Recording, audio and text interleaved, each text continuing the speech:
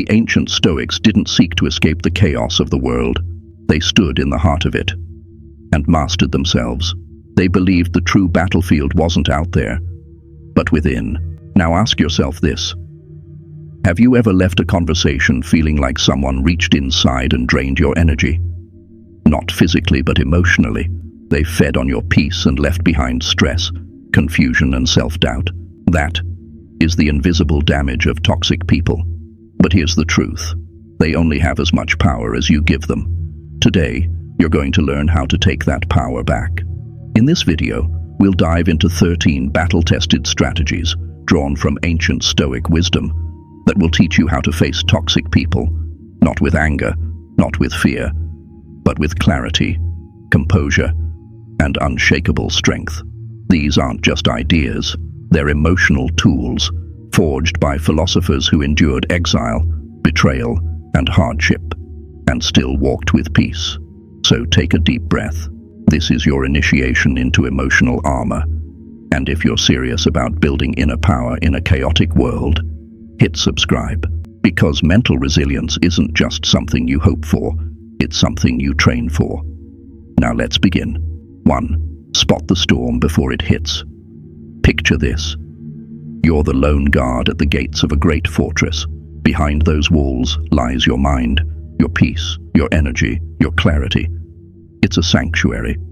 But even the strongest walls mean nothing if the gate is left open. Awareness is your first line of defense. Toxic people don't always show up waving red flags. Sometimes they come wrapped in charm, humor, or even concern. But if you look closely, the signs are there. They drain your mood, twist your words, walk away smiling while you're left spiraling. The Stoic philosopher Epictetus warned us. It's not what happens that disturbs us, but how we interpret it. That means it's not their insult that breaks you. It's what you make that insult mean. It's not their mood that controls you. It's how you choose to react to it. The power doesn't lie with them. It lies in your perception. So train yourself to recognize the incoming storm. Here's what to look for. Constant criticism. Nothing you do is ever enough. They cloak it as feedback, but it's meant to chip away at your confidence. Emotional puppeteering, guilt trips, flattery, sudden coldness. It's not communication, it's control. Relentless negativity. They complain about everyone and everything. The world is always against them, and they want you to live in that darkness too. Now, understand this. Not all toxic people look the same. There are archetypes, each more draining than the last. The narcissist. They shine in public, but behind closed doors, they only see themselves. Your needs? Invisible. The gossip. They sow chaos with whispers and smile while the room burns. The energy vampire. You feel 10 pounds lighter when they leave. Not because they brought peace, but because they took your sanity. Recognizing these types isn't judgment, it's survival. Just like a Stoic general mapping the terrain before battle, you must chart your emotional landscape. Once you see the threats clearly, you can prepare, not to attack, but to protect. Because awareness isn't paranoia, it's power. And every fortress begins with someone brave enough to stand at the gate and say, "Not today." 2. Fortify your walls. Now that you've spotted the storm, it's time to reinforce your defenses. Imagine yourself standing where Marcus Aurelius once stood, not just as an emperor of Rome, but as a ruler of the self. He didn't just guard a kingdom, he protected his mind from chaos, temptation, and distraction. You must do the same. Your boundaries are your walls. Without them, toxic people stroll in and out of your emotional space, rearranging your peace like it's their own furniture. With them, you become immovable. So what does it mean to set a boundary in Stoic terms? It's not about pushing others away with aggression. It's about drawing a quiet line in the sand and holding it. Start here. Ask yourself, who drains me? When do I feel anxious, small, or on edge? Get brutally honest. Maybe it's a friend who turns every conversation into a complaint, a family member who disguises control as advice, a co-worker who always oversteps, then jokes about it like it's harmless. The Stoics taught us to rule by reason and self-control, not emotion, not guilt, not fear. Once you know what behaviors break your peace, you draw the line. But here's the key. You must communicate it, not with rage, not with cold silence, but with firm clarity. Here's how to do it like a modern Stoic. Use I statements. Instead of blaming, express how their behavior impacts your well-being. I feel mentally drained when conversations always focus on problems. Be specific. Vague boundaries get ignored. Clear ones get respected. I'm not available to talk after 8 p.m. I need that time to recharge. Stand ground. Stay kind. Boundaries aren't walls of anger. They're shields of peace. You don't need to yell to be taken seriously. But remember this. One boundary isn't enough. Like Rome's walls, they must be defended consistently. If someone crosses the line, don't ignore it, hoping they'll change. Address it. Calmly. Directly. And if they keep testing your limits, reduce your access. You are under no obligation to keep handing over emotional real estate to people who refuse to respect it. Seneca warned us that envy and meddling were poisons to peace. Boundaries are your antidote. They protect your time, your energy, and your sense of self. So don't feel guilty for protecting your peace. That's not selfish. It's sacred. And like a Stoic guarding their inner empire, you don't wait until the castle is burning to build the wall.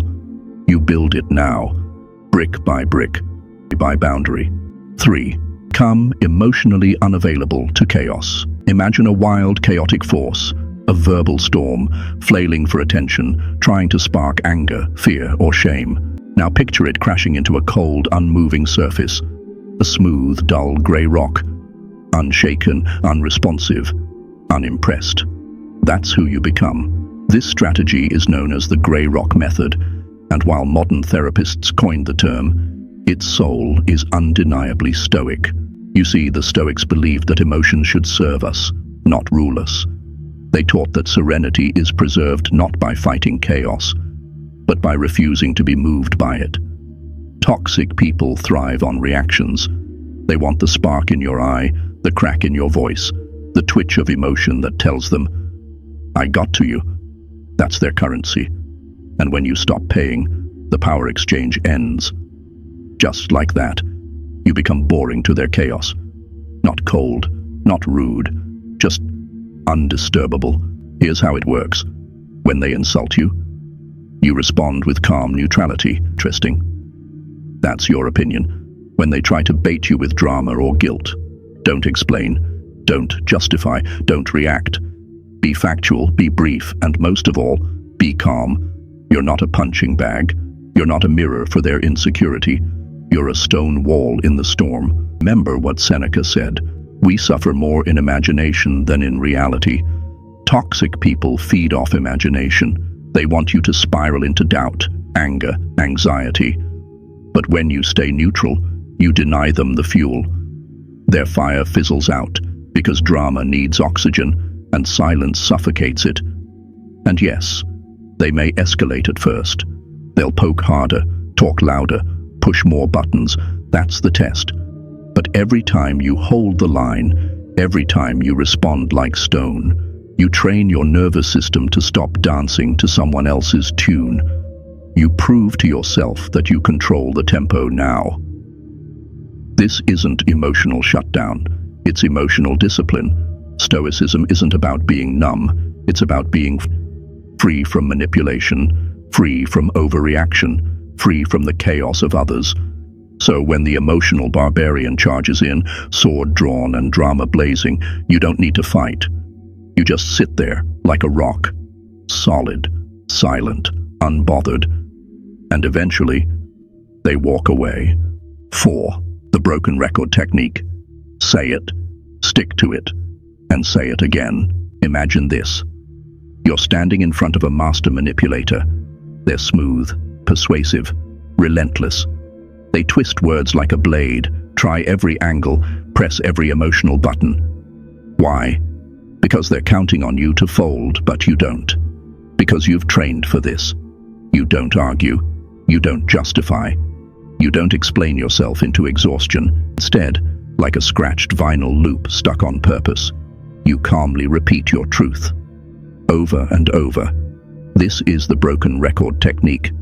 It may sound simple, but it's a Stoic superpower. Why? Because it's not emotion, it's not ego, it's pure reason, delivered with relentless consistency. Let's say a toxic friend keeps trying to guilt you into helping with something that drains your energy. You've already said no, but they push again and again. Here's how the technique works. I'm not able to help with that. They argue, guilt trip, plead, I understand, but I'm not able to help with that. They shift tactics, try flattery, maybe even anger. I hear you, but I'm not able to help with that. That's it. No anger, no debate, no explanation for them to pick apart. Just calm, firm repetition. Because repetition breaks resistance. The Stoic philosopher Epictetus believed that freedom comes from knowing what's yours to control. This technique embodies that. It allows you to own your stance, not as a weapon, but as a shield. And here's the truth. Most manipulators don't want the answer. They want the emotional dance. They want you to react, to plead, to flinch, because that's where their power lives. But when you respond like a broken record, clear, unmoved, unflinching, you become immune to the dance. They push. You don't move. They twist. You stay centered. And eventually, like waves crashing against stone, they give up. This method doesn't just protect your time, it protects your autonomy. It lets you say no without guilt, without overthinking, and without getting sucked into emotional warfare. So next time someone tries to wear you down, remember, you're not here to entertain manipulation. You're here to protect your peace. Repeat your truth, stay calm, and never let persistence defeat your principles. 5. Don't take the bait. Picture a fisherman casting a hook into the water. On the end, a shiny, tempting lure, designed to provoke a snap reaction. The bait isn't there for your benefit. It's there to trap you.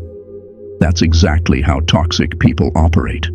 They dangle passive-aggressive comments, veiled insults, guilt-soaked favors. Their words are carefully crafted, not to resolve anything, but to hook you into an emotional trap. And if you're not paying attention, you bite, you defend, you explain, you argue, and suddenly you're caught, dragged into their chaos. But here's where Stoic wisdom becomes your weapon. Epictetus taught that external things don't disturb us, only our judgments about them. In other words, when someone throws emotional bait your way, you don't have to grab it. You can watch it float by and choose silence. You can recognize the trap and choose stillness. You can hear the insult and refuse to let it enter your inner world. This isn't apathy. It's emotional discipline. It's the ability to see the drama and opt out. Here's how to spot bait in real time. A coworker says, "Must be nice to leave early."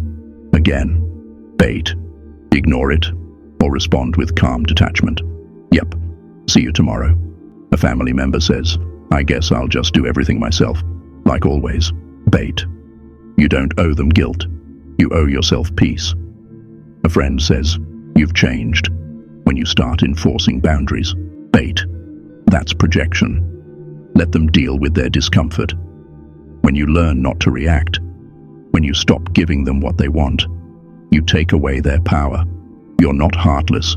You're just no longer available for manipulation. Think of yourself like a mountain. People can scream at it, curse at it, throw stones at it, but it doesn't respond. It doesn't move. It just stands. That's you now. You're no longer the fish. You're the ocean. And no bait, no matter how shiny, can pull you from your depths. 6. The art of the non-reaction. Some people argue like it's a sport. They don't want resolution, they want control. They throw insults like javelins, sling sarcasm like arrows, and every word is designed to pierce your calm. They're not looking for peace. They're looking for your reaction. But here's the secret weapon they never see coming: nothing. That's right. The non-reaction is one of the most disarming tools you'll ever use. And it's pure Stoicism in action. Marcus Aurelius, warrior, emperor, philosopher, once wrote, "If you are pained by any external thing, it is not this thing that disturbs you, but your own judgment of it." Toxic people expect you to defend, to snap, to match their chaos with chaos. But when you don't respond, when you stand there with a calm face and still eyes, you shatter their script. They're the tennis player serving with all their might. And there's no one on the other side of the net. Their anger lands with a thud, awkward, unanswered, because silence is not weakness. It's strategy. Here's when to use it. When someone says something cruel to provoke a fight, and you just look at them, nothing more. When someone gossips about you behind your back, and you offer no defense, because truth doesn't need defending. When a manipulator tries to suck you into a spiraling debate, and you simply walk away. You don't reward immaturity with attention. You don't validate chaos with energy. You stand, you breathe, you let it pass. And yes, at first they might push harder. The silence frustrates them. It exposes their lack of control. They may lash out even more, but stay the course, because the moment you choose not to react, you send a powerful message. You no longer have access to my peace.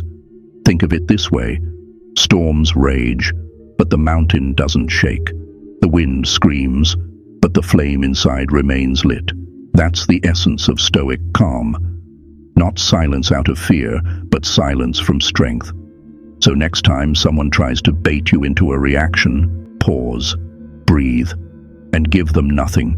Because when you master the art of the non-reaction, you don't just win the argument. You end it, without ever stepping into the ring. 7. Limit your exposure. Imagine this. You've built your inner fortress. The walls are strong, your guards are sharp, but outside, someone is constantly trying to climb over, dumping their emotional trash at your gates day after day. How long can you let them linger before the stench starts creeping in? That's why the next Stoic strategy is simple but vital. Limit your exposure. The Stoics taught that we may not control other people's behavior, but we absolutely control how much access they have to our world. Epictetus said, "Keep your attention focused entirely on what is truly your own concern." You know what's not your concern? Someone else's drama, their complaints, their chaos, their refusal to grow. And yet many people keep themselves stuck in toxic loops, not because they're powerless, but because they never made the conscious decision to step back. So how do you do it? Start with this. Control the time.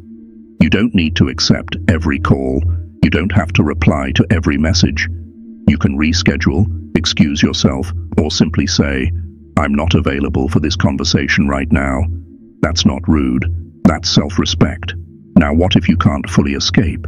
Maybe the toxic person is a co-worker, a relative, or someone you're obligated to see. That's where the deeper Stoic skill comes in. Emotional distance. You can be in the same room, but not let them into your inner space. You observe their behavior without absorbing it. You remain present, but not entangled. You become like a mirror, reflecting reality without clinging to it. Use cognitive reframing, a classic Stoic tactic. If someone's negativity is constant, don't take it personally. Instead of thinking, "Why are they doing this to me?" shift it to, "They're revealing the storm inside themselves. It's not mine to carry." And don't underestimate the power of redirected attention. Toxic people feed on your focus. So take it away. Invest it in the good, meaningful work, uplifting relationships, your physical health, your creative passions. Let those things become your emotional shield, your personal moat around your fortress. Remember, you're not avoiding responsibility. You're fulfilling a higher one. To guard your peace, because when you limit your exposure to what drains you, you expand your capacity for what strengthens you. And in the eyes of the Stoic, that's not retreat. That's strategy. 8. Build your support system. Picture a lone warrior standing guard at the gates of their inner fortress, calm, steady, resilient. But even the greatest warrior knows they can't hold the wall forever by themselves. That's where your support system comes in. The Stoics are often misunderstood as solitary, emotionally cold figures. But that's not true. Seneca wrote letters to friends. Marcus Aurelius reflected deeply on the wisdom of mentors. Epictetus taught students in a humble classroom. They surrounded themselves with virtuous allies, not for codependence, but for perspective, strength, and shared values. So let's make this clear. Resilience doesn't mean isolation. It means choosing the right people to walk with you. Toxic people will twist your reality, make you doubt your worth, and leave you drained. That's why you need a phalanx, a formation of grounded, uplifting humans who remind you of your truth when the world tries to bend it. Here's what that support system looks like. 1. Safe space to process. When you're dealing with difficult people, your mind can feel like a battlefield. Having someone you trust to vent to, without judgment or advice, is healing in itself. A friend who listens without interrupting. A mentor who offers clarity, not chaos. A journal if no one else is around, because even writing is a form of reflection. 2. Reinforcement of truth. Toxic people will erode your confidence one comment at a time. Your allies.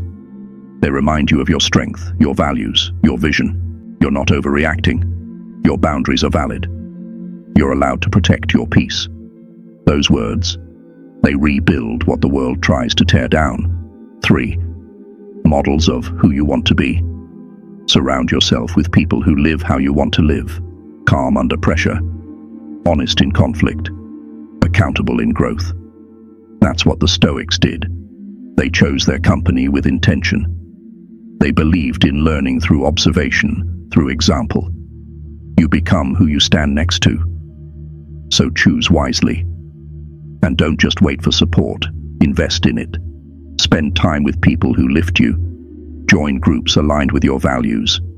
Disconnect from gossip circles, complaint cliques, and negativity magnets. And when someone shows up for you, show gratitude. A thank you, a thoughtful gesture, a return of the favor. Because support systems thrive when they're nourished. And the truth is, no matter how strong you become, some battles are easier when you know someone's watching your back. Even Marcus Aurelius, the Stoic emperor of Rome, honored those who gave him strength. So should you. Build your circle like you build your fortress, with care, with intention, with heart, because even the strongest inner warrior deserves a shield wall of allies. 9. Prioritize self-care. You've stood your ground, you've deflected insults, you've stayed calm through emotional ambushes, but here's the truth. Even the strongest warrior gets tired. Even the most fortified mind needs repair. This is where most people fall. They learn to fight the toxic energy, but they forget to replenish their own. So here's your next Stoic strategy. Self-care is not optional. It's essential. Not the spa day, bubble bath, trendy version, but the real kind. The kind that makes you stronger, calmer, sharper. The kind that gives you the energy to keep showing up as your highest self. Marcus Aurelius wrote in Meditations, "The mind that is anxious about future events is miserable. The present moment alone is our happiness." You can't be present, can't protect your peace if you're mentally, emotionally, or spiritually burned out. So here's how to practice Stoic self-care, like a warrior preparing for the next battle. 1. Return to what grounds you. Whether it's a daily walk, meditation, prayer, journaling, or just sitting with a cup of tea, give yourself moments that anchor you to the now. Your mind can't heal in chaos. It heals in stillness. 2. Move your body, move your energy.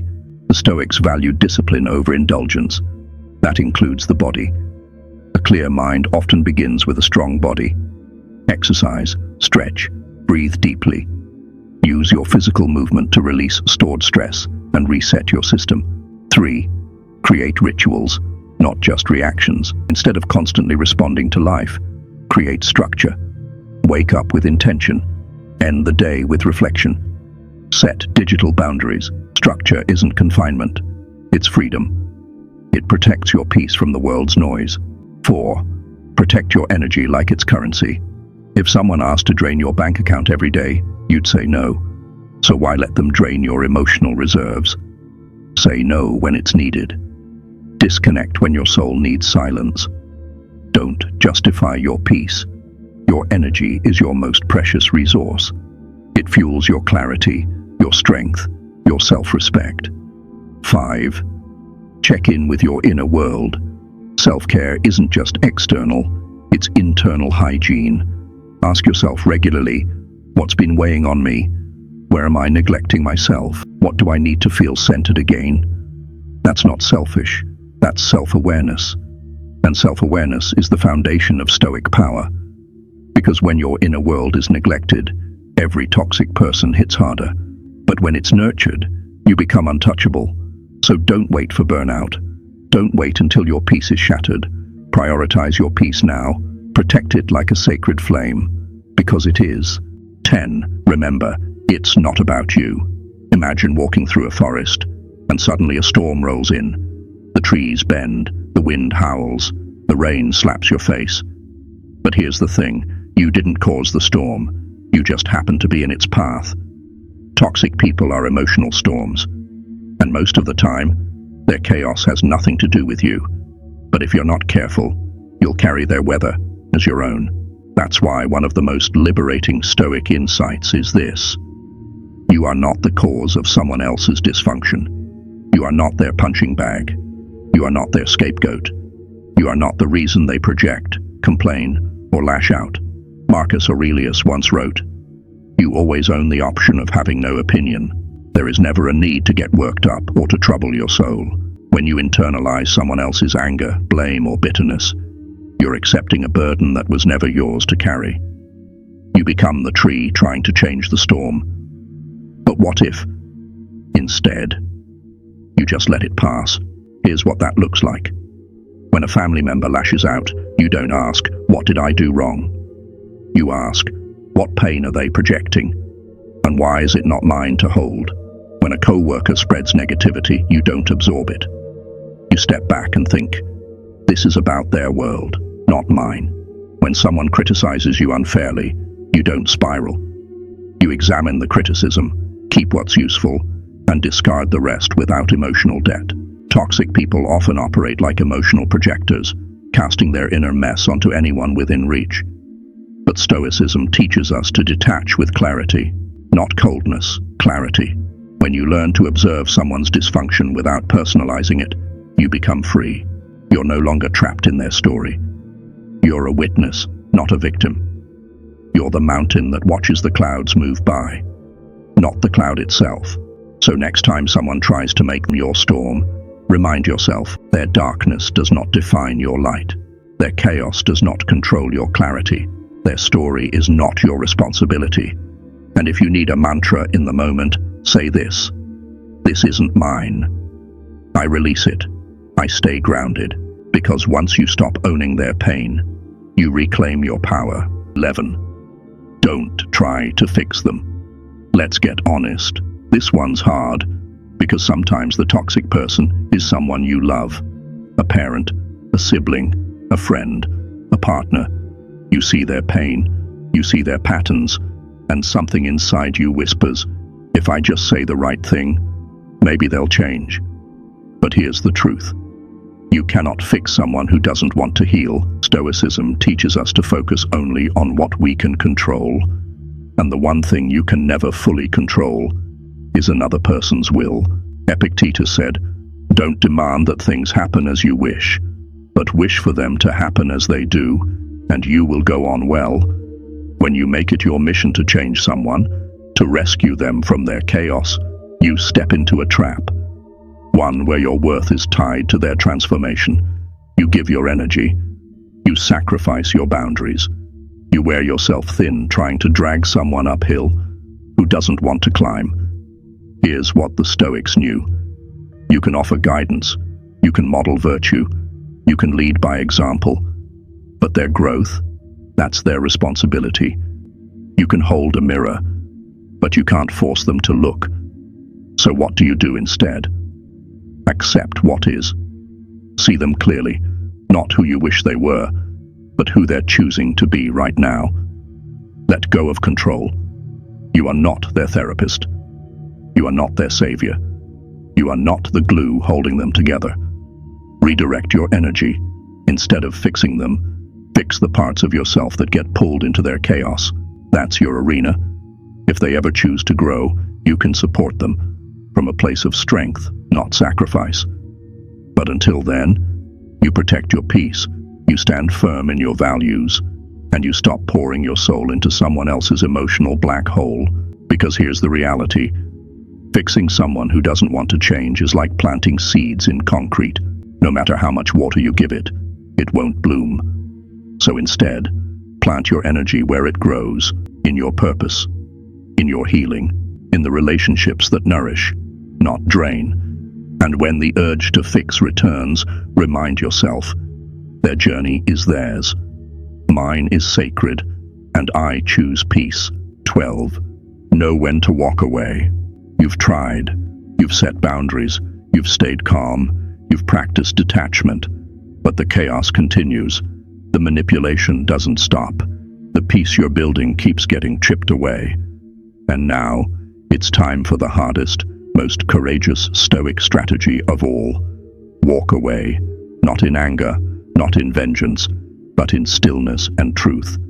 Because sometimes the highest form of self-respect is saying, I don't belong in this battlefield anymore. The Stoics believed that your soul is a temple, something to be protected, not sacrificed. And Marcus Aurelius said it best, the tranquility that comes when you stop caring what they say, or think, or do, only what you do. Walking away isn't weakness, it's wisdom. It's the realization that you cannot thrive in a place where your peace is constantly under siege. Ask yourself, have I given them chances? Have I communicated clearly? Have I maintained my boundaries? Has their behavior consistently hurt me? If the answer is yes, then it's not just okay to walk away. It's necessary. And no, it doesn't always have to be dramatic. You don't need a grand goodbye speech. You don't need to justify your exit. Sometimes it's as simple as not responding, not showing up, slowly stepping back from their orbit until your sky clears again. Because when you remove yourself from the storm, you remember what sunshine feels like. Here's the truth. You don't owe your presence to people who ignore your pain. You don't owe your energy to people who constantly drain it. You don't owe your loyalty to someone who's loyal only to their own chaos. And sometimes the most stoic thing you can do is leave the arena completely. Not with bitterness, but with clarity. Not with resentment, but with release. You're not giving up on them. You're just choosing you. And that's not selfish. That's survival. So if you're standing at the edge right now, torn, tired, trying to decide, let me tell you this. You have permission to choose peace. You have the strength to walk.